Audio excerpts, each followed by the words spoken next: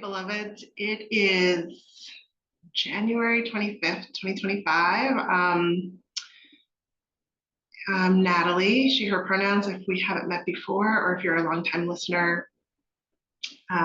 We're 4 days into the new Trump administration, and I don't know about you all, but my body is really talking to me. I can feel the tension that I can't get rid of. I can feel the deep, deep, deep sadness. I can feel the rage. And that's not new. Like I think I've been feeling that way for a while.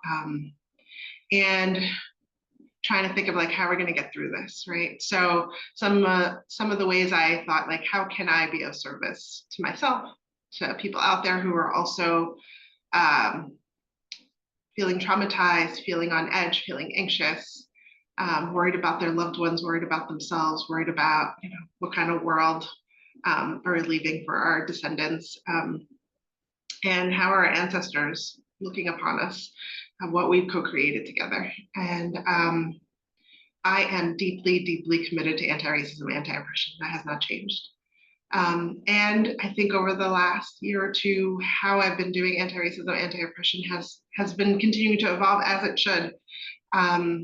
And I want to, continue to talk about mindfulness and embodiment and somatic resources and building community. And as Mayim Kaba, an abolitionist, says about like hope is a discipline, right? And I think about the violence of all of these executive orders that came in like the first 24 hours, but then keep coming, right? And they're, all the things that were promised. And I also think about that they're also meant to instill fear, to help us despair, to help us turn on each other more. And I think about where do we go when we're in, those places of lizard brain, of threat to ourselves. And I think I want to hold the multiple truths of this world is violent and oppressive. And the more you're awake, the more you see it. And that can also put you into a place of despair. But I also think this world is beautiful. And people, my ancestors have lived through horrors before and survived. I am loving seeing on my feed the many Black women who are, basically saying, I told you all this was going to happen and you didn't listen. And I've been telling you for a really long time, and now I'm tired and I need to take care of myself and my community, and wanting to pour back into the Black community. And the deep, deep, deep anti-Blackness and misogynoir that has always existed in, the colonial imperial United States and beyond.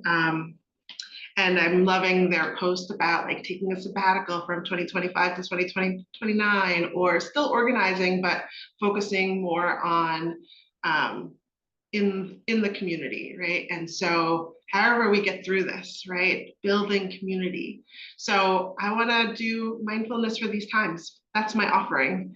I still have my membership community, which is focused on anti-racism and liberation. And I'm hoping mindfulness through these times can help us survive, can help us thrive, can help us liberate, can help us turn towards each other, to help us find the bridges that I talk about in my Mindful Race Talk book, Building Literacy, Fluency, and Agility.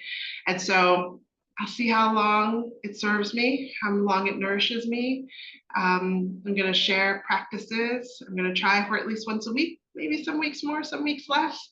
Really trying not to commit to anything other than it's an offering. And when that offering no longer serves me, I'll stop, I'll pivot.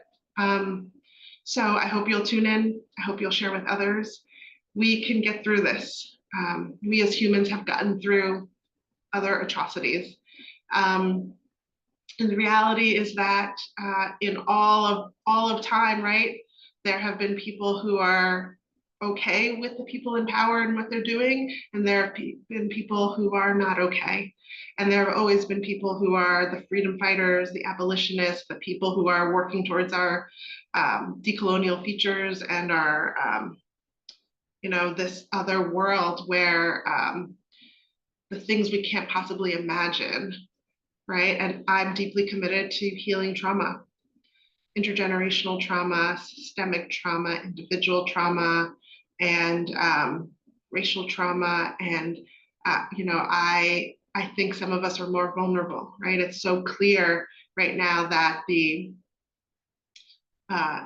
undocumented immigrants, trans and non-binary and gender non-conforming individuals, Black and brown,